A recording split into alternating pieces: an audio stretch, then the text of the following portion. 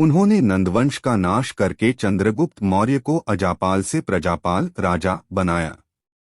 उनके द्वारा रचित अर्थशास्त्र नामक ग्रंथ राजनीति, अर्थनीति, कृषि, समाजनीति आदि का महान ग्रंथ है।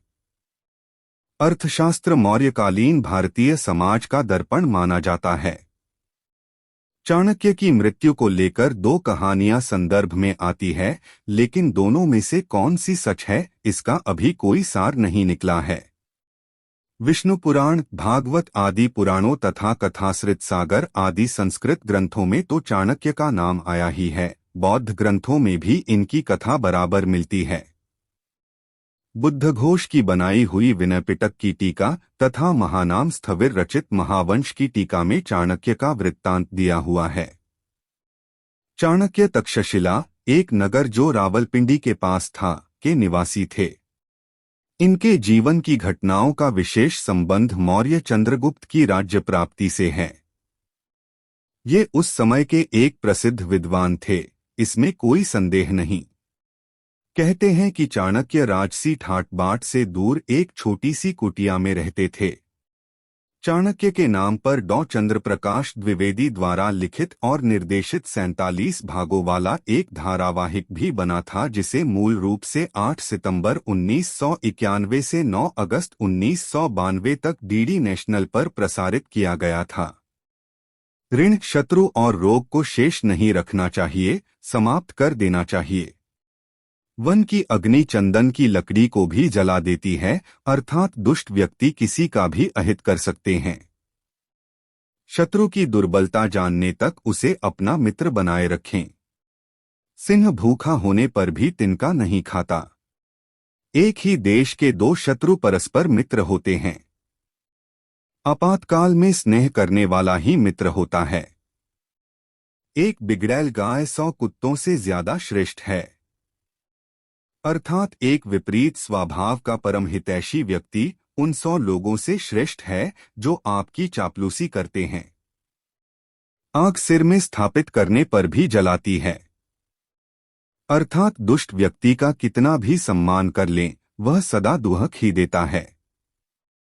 अपने स्थान पर बने रहने से ही मनुष्य पूजा जाता है। सभी प्रकार के भय से बदनामी का भय सबसे बड़ा होता है। सोने के साथ मिलकर चांदी भी सोने जैसी दिखाई पड़ती है, अर्थात सत्संग का प्रभाव मनुष्य पर अवश्य पड़ता है।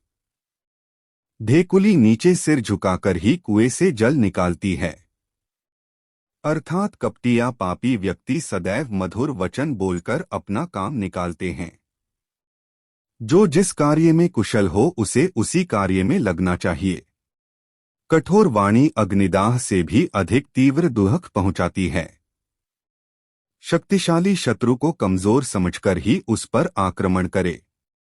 चाणक्य ने कभी भी अग्नि, गुरु, ब्राह्मण, गौ, कुमारी कन्या, वृद्ध और बालक पर पैर न लगाने को कहा है। इन्हें पैर से छूने से आप पर बदकिस्मती का पहाड़ टूट सकता है। कहा जा सकता है कि ऋण मनुष्य का सबसे बड़ा शत्रु है। यदि जीवन में खुशहाल रहना है तो ऋण की एक फूटी कौड़ी भी पास नहीं रखनी चाहिए। मनुष्य सबसे दुखी भूतकाल और भविष्यकाल की बातों को सोचकर होता है। केवल वर्तमान के विषय में सोचकर अपने जीवन को सफल बनाया जा सकता। आचार्य चाणक्य कहते हैं कि शिक्षा ही मनुष्य की सबसे अच्छी और सच्ची दोस्त होती है, क्योंकि एक दिन सुंदरता और जवानी छोड़कर चली जाती है, परंतु शिक्षा एकमात्र ऐसी धरोहर है जो हमेशा उसके साथ रहती है। व्यवसाय में लाभ से जुड़े अपने राज किसी भी व्यक्ति के साथ साझा करना आर्थिक दृष्टि से हानिकारक हो सकती है। अत व्यवसाय की वास्तविक ज्ञान को अपने तक ही सीमित रखें तो उत्तम होगा।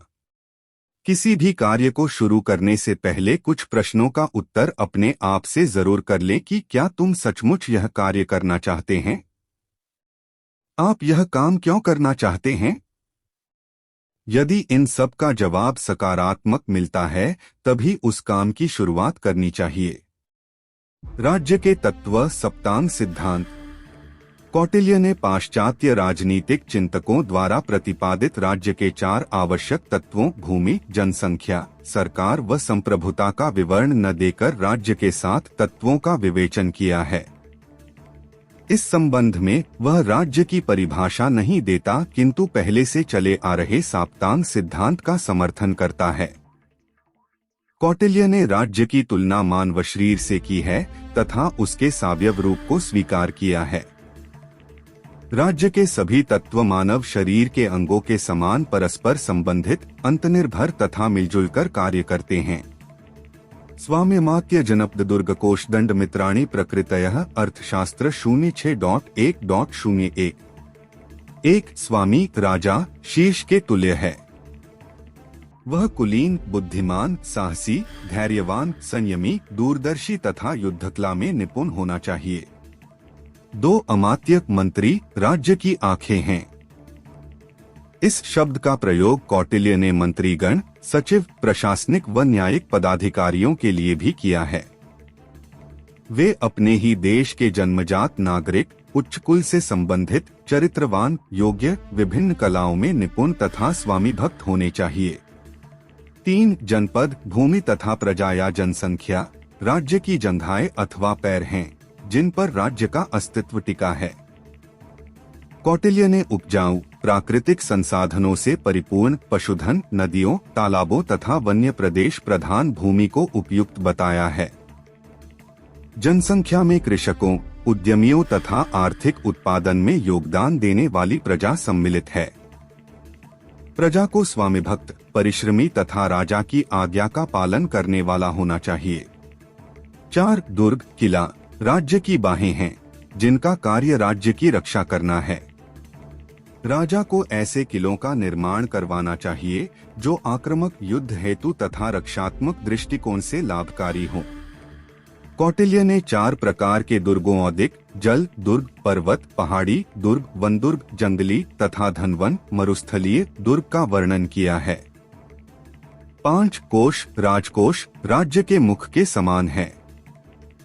कोष को राज्य का सर्वाधिक महत्वपूर्ण तत्व माना गया है, क्योंकि राज्य के संचालन तथा युद्ध के समय धन की आवश्यकता होती है।